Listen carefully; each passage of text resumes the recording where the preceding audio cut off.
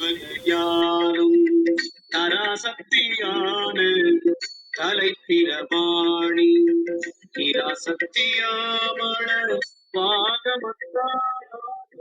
துராசக்தி கோலம் பல உணர்ந்தேனே. பராசக்தி என்றென்று பல்வகையாலும் தராசக்தியான தலைப்பிரமாணி இராசக்தி யாமல வாகவ காலும் ஆங்கு உராசக்தி கோலம் பல உணர்ந்தேனே. இதன் விளக்கமாக சரவணன் ஐயா தளத்திலிருந்து, பராசக்தியாகவே ஆகிவிடுகின்ற சாதகர் அந்த பராசக்தியின் பலவித அம்சங்களில் பல வகையான உலக இயக்கங்களை செய்து கொண்டிருக்கும் போது அவருக்கு அருளை தருகின்ற சக்தியாக இருப்பது அனைத்திற்கும் தலையான பிரம்மம் என்று உணரப்படும் இறைவியாகும். இந்த இறைவியே இராசக்தி என்று யாமல ஆகமத்தில் அழைக்கப்படுகிறார். குருவாக வந்து அருளுகின்ற இவளது பலவிதமான திருக்கோலங்களை யாம் எமக்குள்ளே தரிசித்து உணர்ந்து கொண்டோம். இது சரவணனையா சொல்றது. சத்யநாராயணையா வாழ்வலையா. அனைவருக்கும் இனிய காலை வணக்கம். இன்னைக்கு நம்ம பார்க்க இருக்கிற பாடல் 1169 பாடலை வாசிச்சிடுறேன். பராசக்தி என்றென்று பல்வகையாலும் தராசக்தியான தலை பிரமாணி இராசக்தி யாமழ வாக மத்தலாங்கும் குராசக்தி கோலம் பல உணர்ந்தேனே. சாராம்சம் பார்த்தா சக்தியின் பல சிறப்புகள்னு ஒரு ஒற்றை வரியில சொல்லலாம். சக்தியின் பல சிறப்புகள். பராசக்தி பல வகையாலும் எல்லாவற்றையும் எப்போதும் தாங்கி நிற்பவள். முதன்மையான பிரமாணியாக திகழ்பவள் சக்தி தேவி. ராசக்தியாக உருத்திரயாமளம் எனும் ஆகமத்தால் விளக்கப்படுபவள். குரு வடிவானவள். இங்கனம் பல சிறப்புகள் பொருந்தியவள் சக்தி தேவி. அதாவது சக்தியின் பல சிறப்புகள்னு ஒரு உரையாசிரியரும், இன்னொரு உரையாசிரியர் இதே பாடலுக்கு பராசக்தி என்றே பல வகையிலும் பன்முறை துதிக்கப்பட்டு எல்லாவற்றிற்கும் ஆதார சக்தியாய் நிற்கின்ற வேதத்தின் வழி அறியப்படுகின்ற அவளே சக்தியாம். அவளை யாமள ஆகமம் பலபட கூற அவ்வாறும் பல்கி நின்ற அவளது பல கோலங்களையும் யான் அவளது அருளாலே அறிந்தேன்.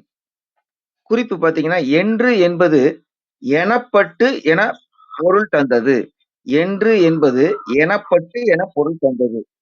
பல்வகையானும் என்றென்று என மாற்றி உரைக்க, பல்வகையானும் பராசக்தி என்றென்று என மாற்றி உரைக்க. அடுக்கு அப்படின்னு சொல்றாங்க. அடுக்கு பன்மை குறித்தது. அரை பிரமாணம் தலையாய அறியப்படுபவளை தலை பிரமாணி என்றார். இராசக்தி என்பது குறுகி நின்றது. ராணியை ராசாத்தி என்றல் நாட்டு வழக்கு. யாமள ஆகமம் வாம மார்க்கத்தாய் சக்தியின் வடிவங்களை பலபட கூறி அவற்றிற்குரிய வழிபாடுகளையும் பலபட விதிக்கும். அந்நிலையில் நிற்பாரையும் உய்வித்தல் சக்திக்கு கடப்பாடாளம். அவ்வாறு நின்று அவர்கட்கும் பற்றி ஆங்கு உராசக்தி கோலம் பல உணர்ந்தேன் என்றார். உராவுதல் பறந்து தோன்றல். உராவு என்பது குறைந்து நின்றது. உராவு கோலம் என இயையும் முருகனும் இவ்வாறு தாழ்நிலையில் நின்று செய்வாரது வழிபாட்டினையும் ஏற்று அவர்க்கு ஏற்றவாறு அருள் புரிதலை திருமுருகாற்றுப்படை சிறிதினை மலரோடு விரை மறி அறுத்து என்பது முதலாக பல அடிகளால் உணர்த்துதல் காண்க. ஆகமத் தாளாக என ஆக்கம் விரிக்க. ஆகமத்தாளாக என ஆக்கம் விரிக்க. என்றென்றும் பல்வகையாலும் தராசக்தி அவ்வப்பொருள்களின் நிலைக்கேற்ப அவைகளை என்றைக்கும் தாங்கி நிற்கும் சக்தி. தராசக்தி தரிக்கும் சக்தி. தரித்தல் ஆதாரமாதல். பிரமாணம் அளவை. தலைப்பிரமாணி தலையாய அளவை. வடிவினல் தலையாய அளவை. பிரத்யக்ஷம் அதாவது காட்சி அளவை. உலகத்தையும் தாண்டி காட்சிக்கு புலனாக விளங்குபவள் அன்னை. அஃதாவது பிரத்யட்ச சக்தி என்பதாம். இராசக்தி காலியான நிலையில் நிசா சரியாதலை ஞாபகப்படுத்தியது. யாமம் பைரவர் இருக்கும்போது என்பதும் காண்க. யாமள ஆகமம் அப்படின்னா சக்தி வழிபாட்டு முறைகளை கூறும் ஆகமம். ஆகமத்தாள் அப்படின்னா ஆகமத்தின் கண் விளங்குபவள். புராசக்தி குரு பிளஸ் கூட்டல் ஆ கூட்டல் சக்தி. குருவாகிய சக்தி. சக்தியே ஆச்சாரியர்களாக எழுந்தருளி அருள் வழங்குதலில் கூறியது. கோலம் வடிவம்னு சொல்றாங்க. இதனால் அறிவால் அறிந்த மாற்றான் வழிபடும் இடங்களில் எல்லாம் ஆதார ஆதேயங்களாய் நின்று அவரவர்க்கு தக அருள் செய்தல் கூறப்பட்டதுன்னு சொல்றாங்க. இதுல பல வகையான சக்தி பத்தி சொல்லியிருக்காங்க. ஐயா இருக்காங்க, அம்மா இருக்காங்க. வாய்ப்பு தந்தமைக்கு நன்றி. நன்றி சத்யநாராயண ஐயா. ஐயா அர்த்தநாரிய வாருங்கள். சார், கிருத்திகா இந்தியாமா யாரும் இல்லையா? கிருத்திகாமா இருக்கிறாங்க ஐயா. அவங்கள கூட்டுருங்களா? அவங்க சொன்ன பிறகு இதுல நான் சொல்றது இந்த தலை பிரமாணி அதுக்கு மட்டும்தான் சொல்லணும். பிரமாணம் அப்படிங்கிறது 3 வகை. அது எனக்கு ஒண்ணு மட்டும் வடமொழியில நினைவுக்கு வரல. பிரமாணம்ங்கிறது 3 வகை. அதாவது பிரமாணம் அப்படின்னா உணர்தல். இந்த பாடல்ல நிறைவான வார்த்தை ரொம்ப முக்கியம். நிறைவானன்னா கடைசி வார்த்தை. ஏன்னா நான் அந்த கடைசி அப்படிங்கிற வார்த்தையை பயன்படுத்துறது இல்ல. நிறைவான வார்த்தை உணர்ந்தேனே அப்படிங்கிறது ரொம்பவும் முக்கியமான ஒரு விஷயமா இருக்கு. இந்த பிரமாணம்ங்கிறது 3. ஒண்ணு பிரத்யக்ஷம், கண்ணால பாக்குறது. நம்ம கோவில்ல போய் கண்ணால பார்ப்போம். கண்ணால பார்க்கும்போதே அந்த அந்த இறைவனோட சக்தியோட போய் நம்ம ஒன்றாயிடுவோம். ஆனா அந்த காட்சியில இருந்து வெளியில வந்த உடனே நம்ம மறுபடியும் எந்த நிலையில இருந்தோமோ அந்த நிலைக்கு போயிடுவோம். அது காட்சி, காணுதல் அப்படின்னு அர்த்தம். பிரதிக்ஷம் அப்படின்னுவோம். பிரதிக்ஷமா அருள் கொடுத்தாரு அப்படின்னு சொல்லுவாங்க பேசும்போது. அதுக்கப்புறம் வீட்டுக்கு அதை நினைச்சு பாக்குறோம் பாருங்க. அப்ப அது கருதல், கருத்தினால் நம்ம பார்த்தல். அது கருதல். இத என்ன சொல்லுவாங்கன்னா வடமொழியில அனுமானம் அப்படின்னு சொல்லுவாங்க. 3வது அளவை நூல் அளவை அப்படிங்கிறது. இதெல்லாம் இறைவனை எதுவா இருந்தாலும் ஒன்றை உணர்வதற்கான அளவுங்க. இந்த அளவை வடமொழியில பிரமாணம் அப்படின்னு சொல்லுவாங்க. இந்த பிரமாணம் அப்படிங்கிறதுல 1 பிரத்யக்ஷம், 2 அனுமானம். இதெல்லாம் வடமொழியில இருக்கிறது. பிரத்யக்ஷம்ங்கிறது காட்சி அளவை, அனுமானம்ங்கிறது கருதல் அளவை, 3வதா நூல் அளவை. ஆனா 4வதா ஒரு பிரமாணம் இருக்கு. அதுதான் தலையாயது அப்படிங்கிறது. உணர்வதற்குரிய முதன்மையான அளவை எது அப்படின்னா பராசக்தி. அவங்கள வச்சுதான் நம்ம உணரணும் அப்படிங்கிறத தலைப்பிரமாணி அப்படின்னு சொல்லியிருக்காரு திருமூலர். இதெல்லாம் இன்னும் வரவங்க இன்னும் விரிவா சொல்லுவாங்க. அதை தான் சொல்லணும் அப்படின்னு நானும் நினைச்சேன். அது இப்ப நான் சொல்லியிருக்கேன். அந்த நூலுக்கு மட்டும் எனக்கு வடமொழியில நினைவு வரல. அது கிருத்திகா சொன்னாங்கனாலும் வேற யாராவது சொன்னாங்களும் தெரிஞ்சுக்கலாம். இல்லைன்னா தெரிஞ்சவங்க கிட்ட கேட்டு தெரிஞ்சுக்கலாம். நன்றி. நன்றி நன்றி அர்த்தநாரிய. கிருத்திகாமா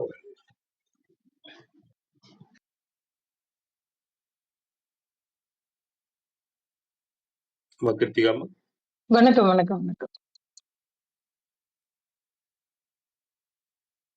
இன்றைய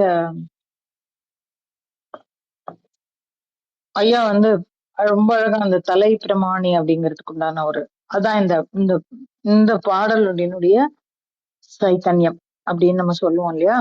இந்த பாடலினுடைய சைத்தன்யத்துல இது ரொம்ப முக்கியமானது. 2 வார்த்தை இருக்கு இதுல. ஒண்ணு தலை பிரமாணி அப்படிங்கிறது, இன்னொன்னு யாமளம்.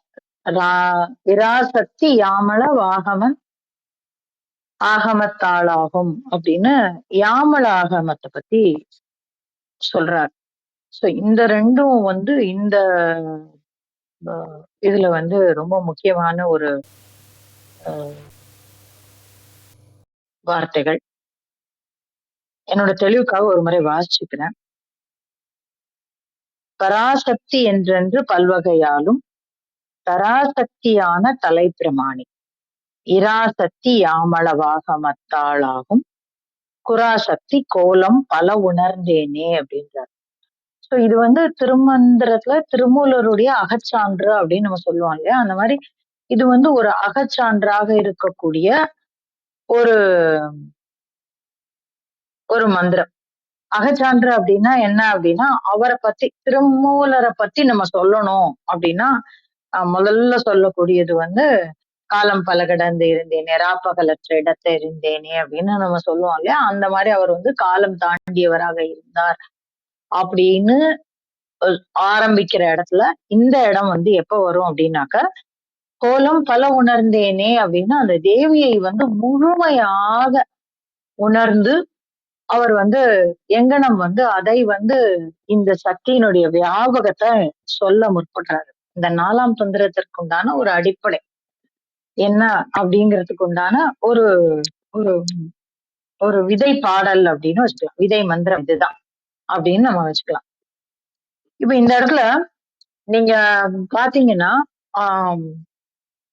இந்த திருமந்திரத்திலேயே சரி இல்ல சைவ ஆகமங்கள் அநேகம் நிறைய பேரு நம்ம எல்லா இடத்துலயும் பார்த்தோம்னா யாருமே இந்த யாமளத்தை பத்தி பேசியிருக்கவே மாட்டாங்க. யாமள ஆகமத்தை பத்தி ரொம்ப பேர் வந்து பேசியிருக்க மாட்டாங்க.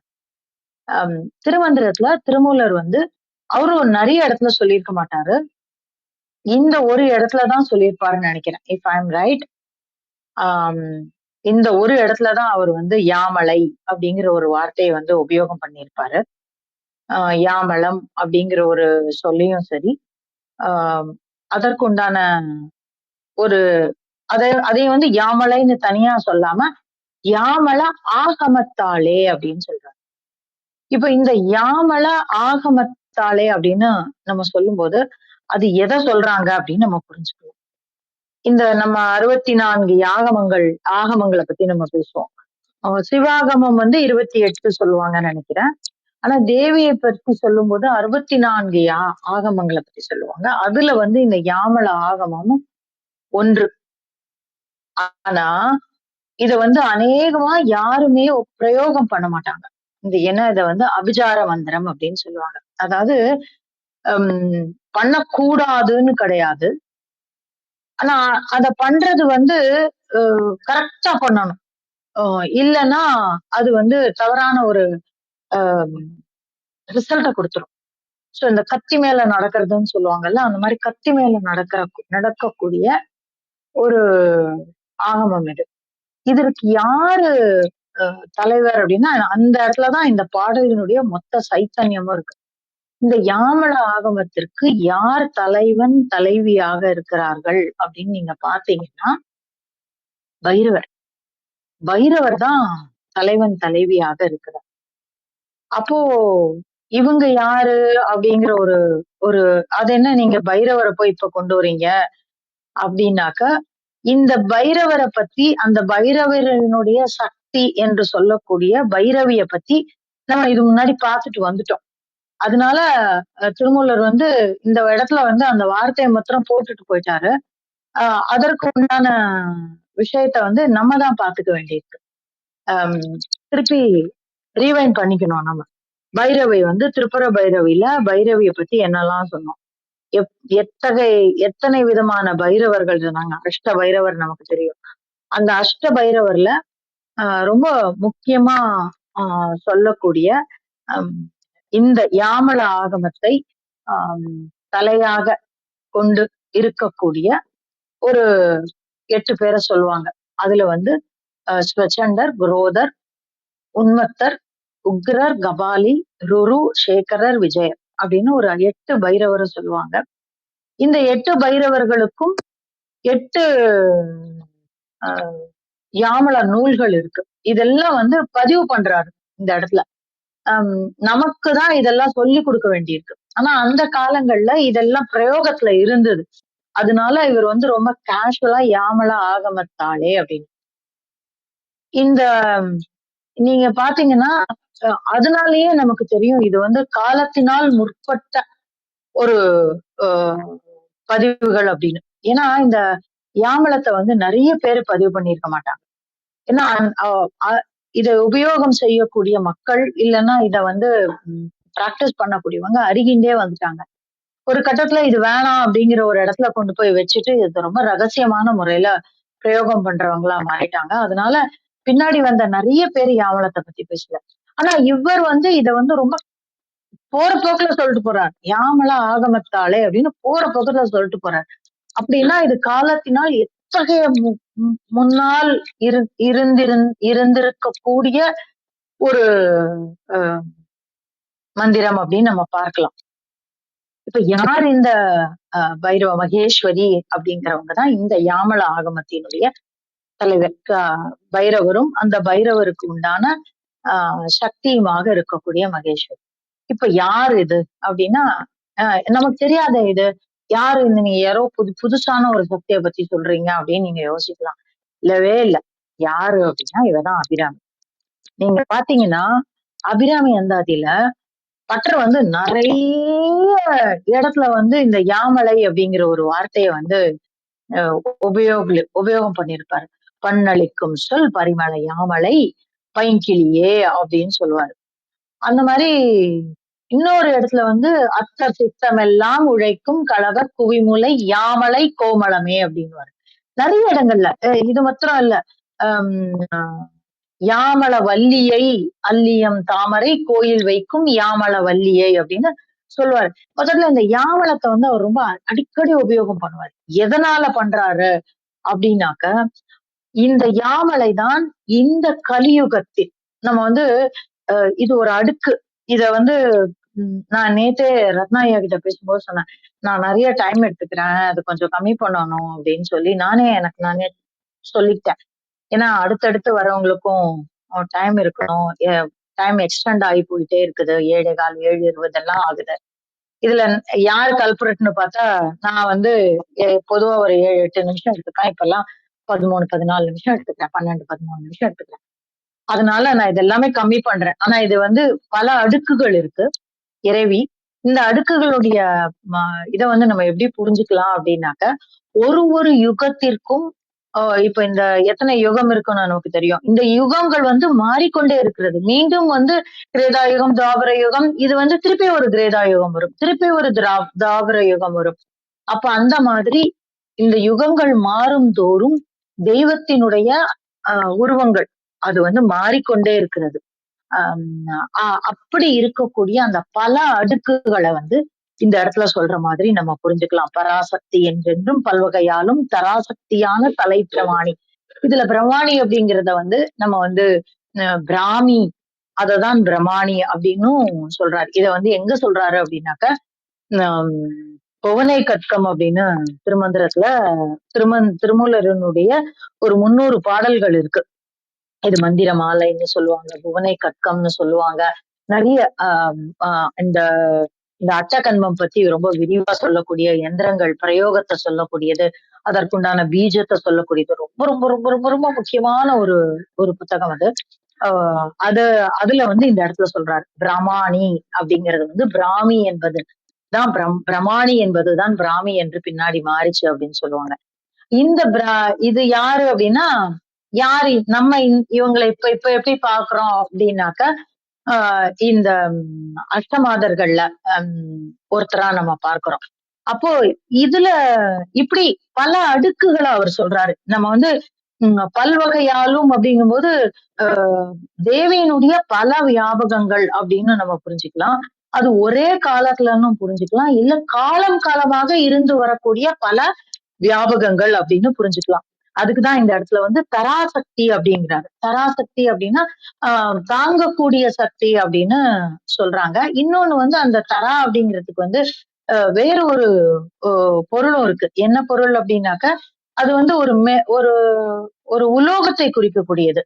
அந்த உலோகம் எப்படியான உலோகம் அப்படின்னாக்க 8 உலோகங்கள் கலந்த ஒரு உலோகமா அத வந்து சொல்றாங்க.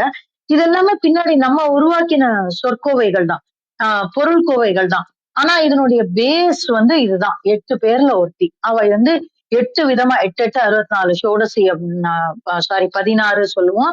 அதுக்கப்புறம் வந்து ஆஹ் ஆஹ் லலிதா சகஸ்ரநாமத்திலையும் அவளுடைய 64 சதுசக்தி உபசாராட்சாயை அப்படின்னு சொல்லி நம்ம வருவோம்.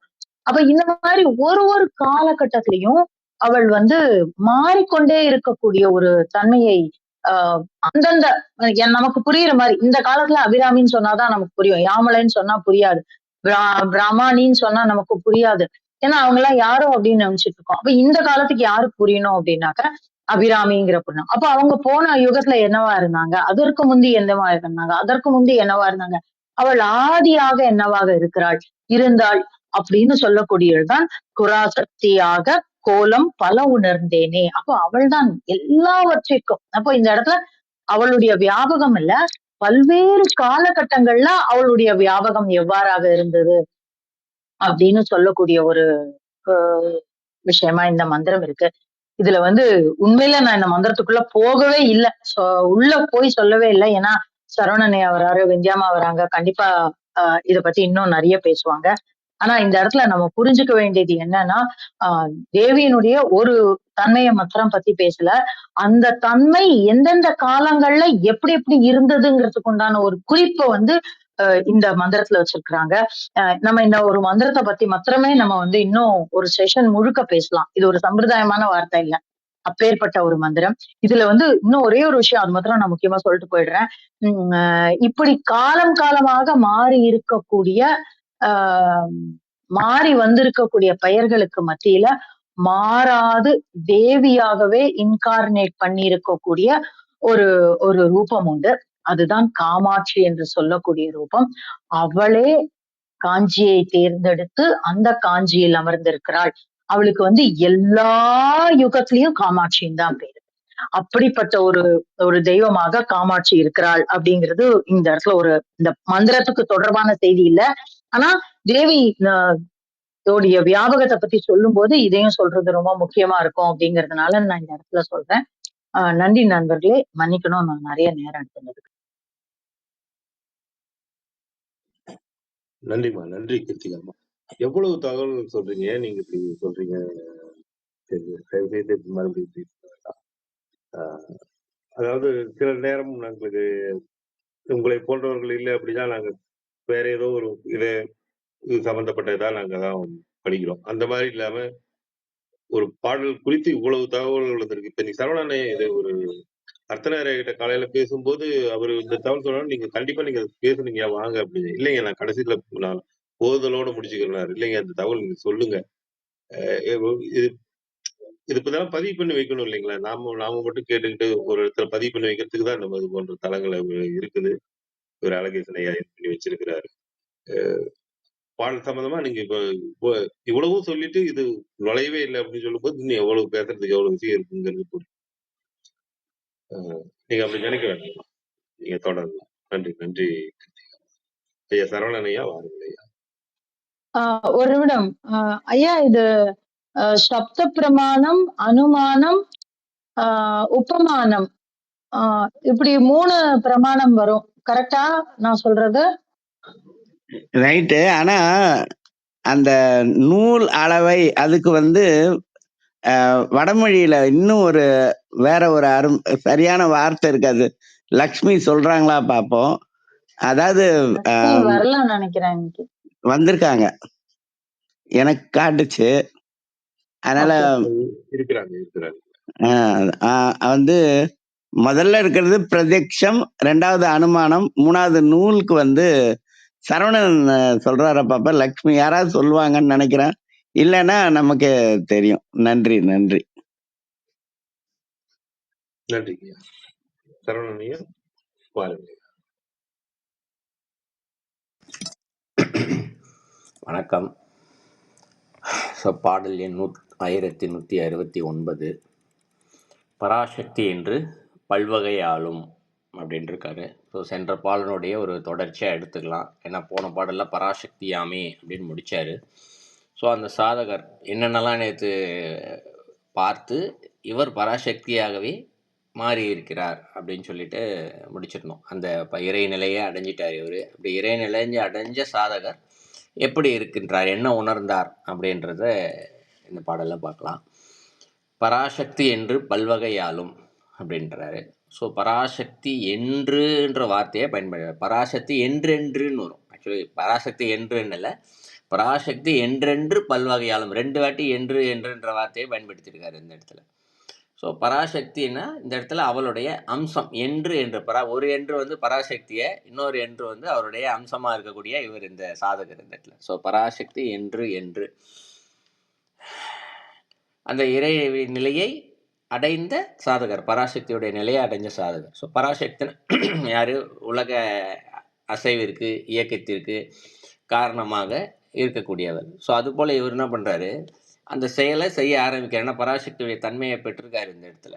அப்போது பல்வகையாலும் அப்படிங்கிறார். ஸோ பல வகையில் இருந்து என்ன பண்ணுறாரு, அந்த வேலையை செய்து கொண்டே இருக்கின்றார் இந்த இடத்துல. உலக இயக்கத்திற்கான செயல்களை இவரும் செய்ய ஆரம்பிக்கின்றார் பல வகைகளிலும் இருந்து.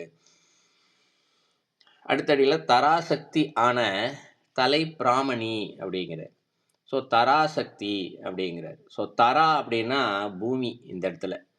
ஸோ பூமி இருக்கக்கூடிய சக்தி யார் இந்த இடத்துல அப்படின்னு பார்த்தோம்னா பிராமணி.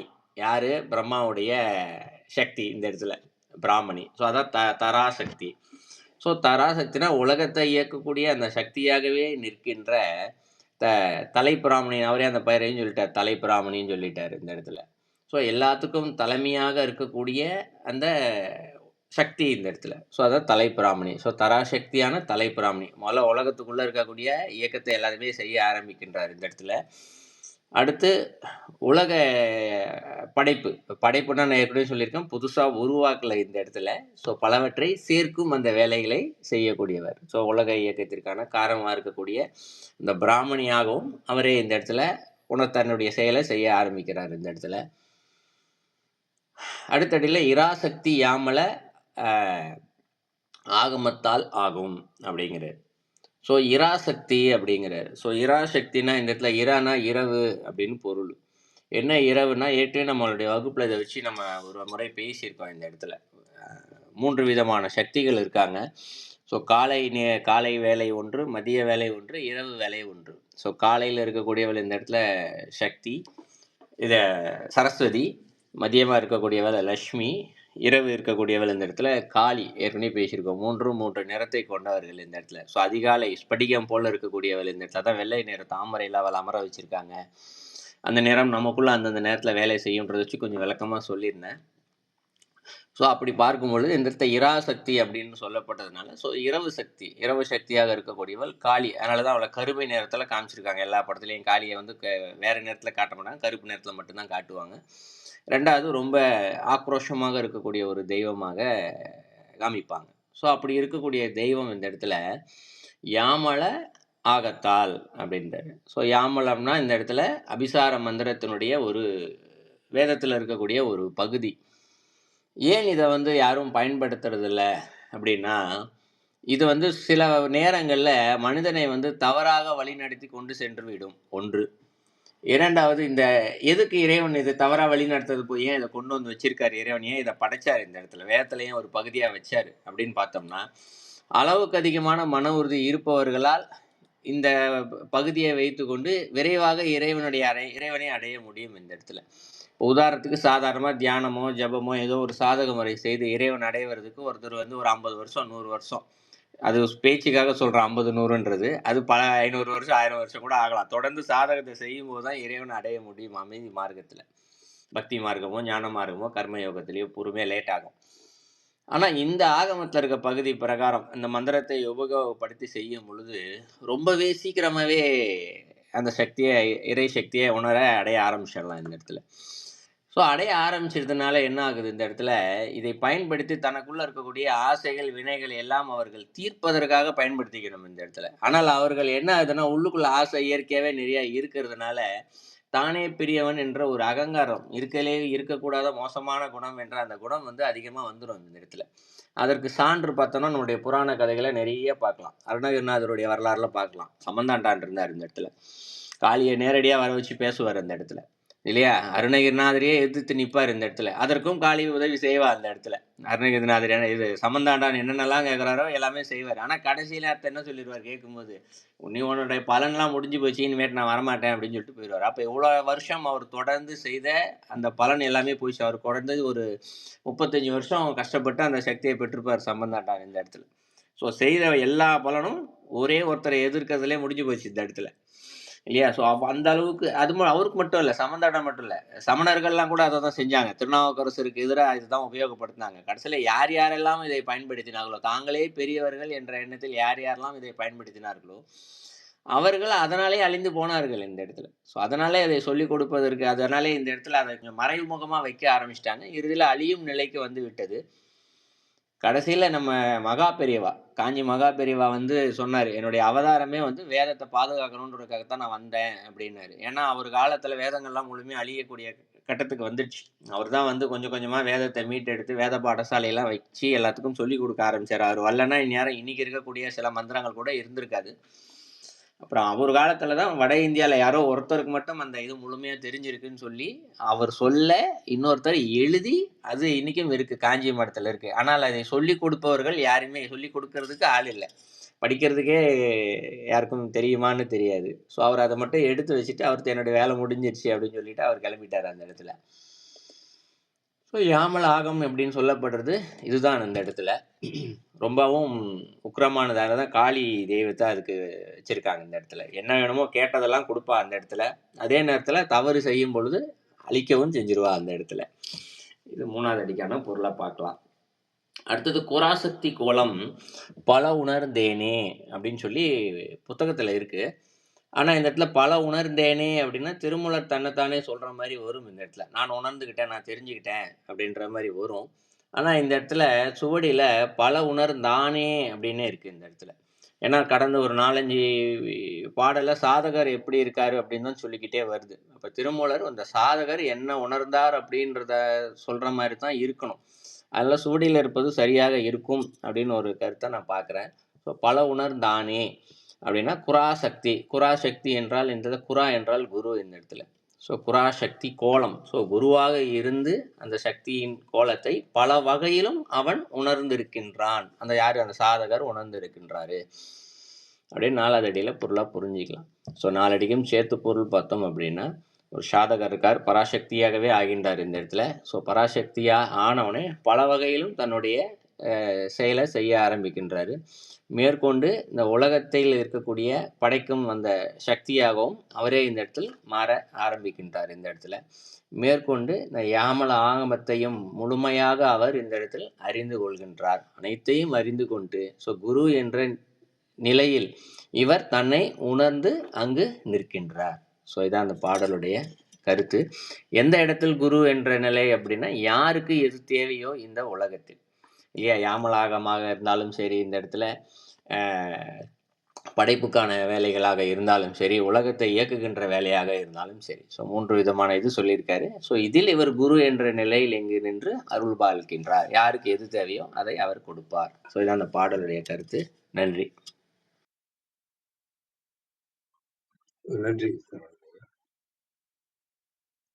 வித்யாமா பாருங்க.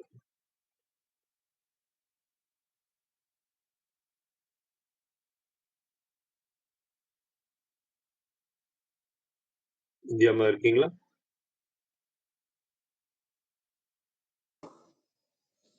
அனைவருக்கும் வணக்கம். ஓம் சிவசக்தி போற்றி, ஓம் திருமூலரே போற்றி. 1169வது திருமந்திரம். பல வடிவ பாவை. திருமந்திரம். பராசக்தி என்றென்றும் பல்வகையாலும் தராசக்தியான தலைப்பிரமாணி இராசக்தி யாமல ஆகமத்தாளாகும். குராசக்தி கோலம் பல உணர்ந்தேனே. தராசக்தி தாங்கும் சக்தி. தலை பிரமாணி இந்த சொல்லின் பொருள் முதல்வி, தலைவி, பிரணவ சொரூபி. பிரமாணி இந்த சொல்லின் பொருள் பிரமாணம், அடையாள பொருட்கள் உண்டு. கோலம் என்றால் வடிவம். திருமந்திரத்தின் பொருள்: பராசக்தி அன்னை என்று பலவாறு போற்றப்படும் ஆதி சக்தியே. ஆதி என்றால் தொடக்கம். எல்லா உலகங்களையும் எங்கும் எப்போதும் தாங்கி நிற்கிற தயாபரி ஆனவள். தயா அப்படின்னா கருணை நிறைந்தவள், அருள் தன்மை கொண்டவள் என்று பொருள். உலக முதல்வி, ஓதும் பிரணவ பொருளானவள். 9 வேதாகமங்களிலும் விவரிக்கப்பட்டுள்ள வியாமள சக்தி, ராசக்தி ஆவாள். இவளே குருவாக எனக்கு நின்று அருள் செய்த குராசக்தி. குராசக்தி குரு கூட்டல் சக்தி குராசக்தியாகவும் அருள்பவளாவாள். இப்படி பல வடிவங்களில் நான் பராசக்தியை கண்டு உணர்ந்தேன். கழக வெளியீட்டில் உரையாசிரியர் நுட்பமாக உரை எழுதியுள்ளார்.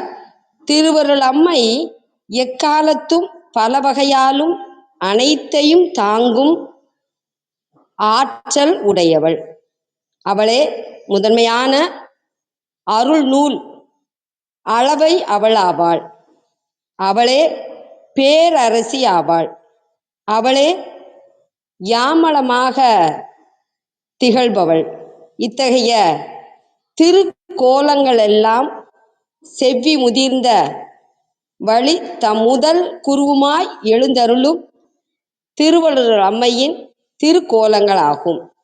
இவ்வுண்மை திருவருள் துணையால் உணர்ந்தேன் என்று திருமூலருடைய திருமந்திரத்துக்கு விளக்கம் அளித்துள்ளார். தலைப்பிரமாணி முக்கியமான தமிழ் நன்மறையை உடையவள்.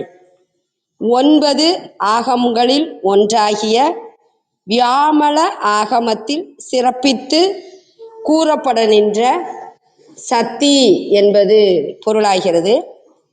இதற்கு இணையான பாடல்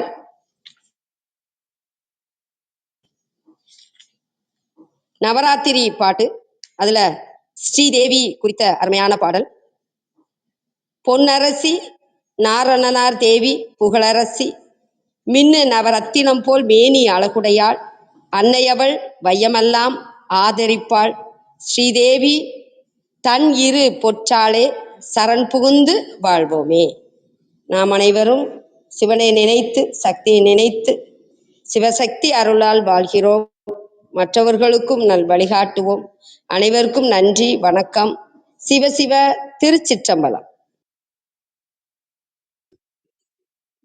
நன்றி நன்றி வித்யாமா. சரவணன் ஐயா ஒரு போட்டிருக்காரு, பிரத்யட்சம் அனுமானம் ஆகமம் என்று 3 வகை பிரமாணங்கள் அப்படின்னு சொல்லி போட்டிருக்காரு. அதை பத்தி லட்சுமி அம்மா கிட்ட கேட்டு இருந்தாங்க, வந்திருக்காங்க. லட்சுமி அம்மா வாருங்க.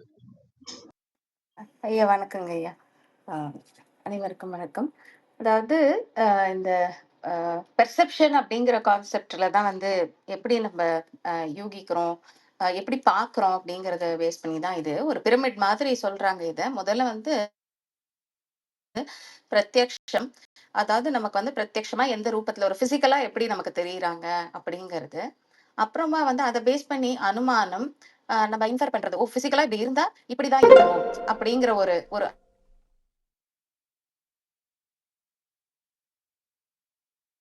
அனாலஜி கிரியேட் பண்ணுவாங்க. அதாவது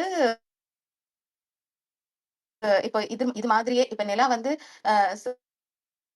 ரவுண்டா இருக்கு அப்படின்னாக்கா ஒரு பந்தும் ரவுண்டா இருக்கு அப்படிங்கிற மாதிரி ஒரு பேசிக் லெவல்ல ஒரு குழந்தைக்கு எக்ஸ்பிளைன் பண்ணும்போது இப்படி பண்ணுவோம். அது வந்து உபமானம், எக்ஸாம்பிள் வச்சு ஒரு விஷயத்தை எக்ஸ்பிளைன் பண்றது. அதுக்கப்புறமா வந்து சப்த பிரமாணம், அதாவது இது வந்து சில வார்த்தைகளால், அதுதான் வந்து ஐயா சொல்றது வந்து அந்த நூல் அப்படின்னு நினைக்கிறேன். எழுதி வச்சு இதுதான் அப்படிங்கிறது. ஸோ சப்தத்தால வர்ணிக்கக்கூடியது, அதன் மூலமா அண்டர்ஸ்டாண்ட் பண்ணிக்கக்கூடியது சப்த பிரமாணம். ஸோ இதற்கெல்லாம் அப்பாற்பட்டவர் தான் வந்து தேவியோ விஷ்ணுவோ அப்படின்னு சொல்லிட்டு அந்த சஹசிரநாமங்கள்ல அந்த நாமத்துல வரும்போது இப்படி எக்ஸ்பிளனேஷன் நம்ம பண்ணியிருக்கோம். ஸோ அப்ரமேயகா அப்படிங்கிற நாமத்துக்கு இந்த 4 விதமான இதை வச்சு எக்ஸாம்பிள்ஸை வச்சு படிச்சிருக்கோம் நம்ம அர்த்தநாரிய விஷ்ணு சஹசிரநாமத்துல. அதுதான் வந்து அந்த சப்த பிரமாணம் தான் நூல் அப்படின்னு நான் நினைக்கிறேங்க, என்னை பொறுத்த வரைக்கும். நன்றி. நன்றி நன்றி லட்சுமி அம்மா.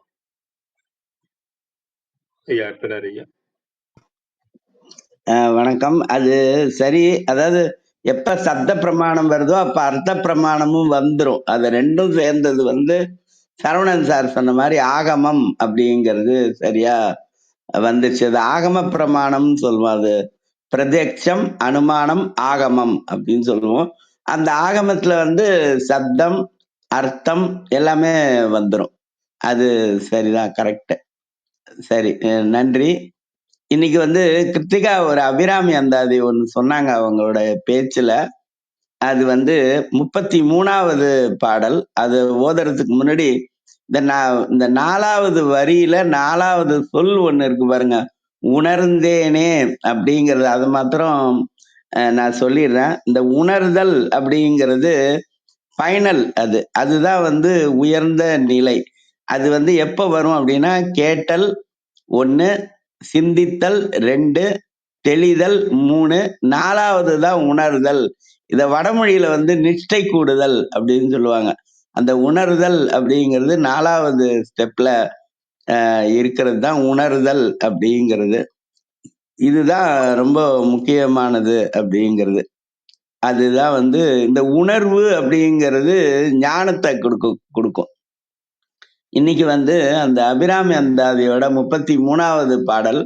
அது ஏன்னா அதை சொல்லும்போது கிருத்திகா சுட்டி காட்டினாங்க. அந்த பாட்டை அப்படியே பார்ப்போம். இதுல ரொம்ப அருமையான எழுத்தை போட்டிருப்பாருங்க. அந்த யமன் வந்து நம்மளை எப்படி கூப்பிடுவாங்கிறதுக்கு அந்த டூ டூ அப்படிங்கிற அந்த வல்லின எழுத்தை போட்டிருப்பாரு. ரொம்ப சிறப்பா இருக்கும் அந்த பாட்டு. இழைக்கும் வினை வழியே, இழைக்கும் வினை வழியே, அடுங்காலன் எனை நடுங்க அழைக்கும் பொழுது வந்து, இழைக்கும் வினை வழியே அடுங்காலன் எனை நடுங்க அழைக்கும் பொழுது வந்து அஞ்சலன்பாய். இழைக்கும் வினை வழியே அடுங்காலன் எனை நடுங்க அழைக்கும் பொழுது வந்து அஞ்சலன்பாய். அத்தர் சித்தமெல்லாம் குழைக்கும் கலபக்குவி முலை யாமலை கோமலையே, உழைக்கும் பொழுது உன்னையே அன்னையே என்பன். உழைக்கும் பொழுது உன்னையே அன்னையே என்பன். ஓடி வந்தே. சிவா திருச்சிற்றம்பலம். நன்றி. நன்றிங்க, நன்றி அர்த்தனார் ஐயா.